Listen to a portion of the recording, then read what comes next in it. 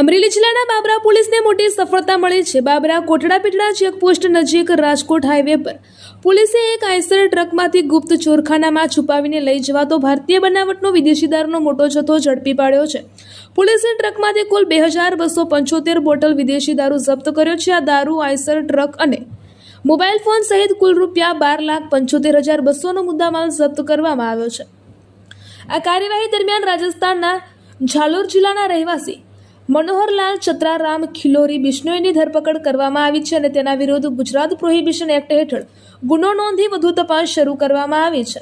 આ સફળ કાર્યવાહી ભાવનગર રેન્જના IGP R V Ansari, Amreli police અધિક્ષક સંજય ખરાત અને વિભાગીય પોલીસ અધિકારી વિસ્મય માનસેતાના માર્ગદર્શન હેઠળ બાબરા પોલીસ સ્ટેશનના પીઆઈ આર પરમાર તથા તેમની ટીમ દ્વારા કામગીરી કરવામાં આવી હતી। રિપોર્ટર રાઠોડ મહેન્દ્રભાઈ ચલાલા, અમરેલી।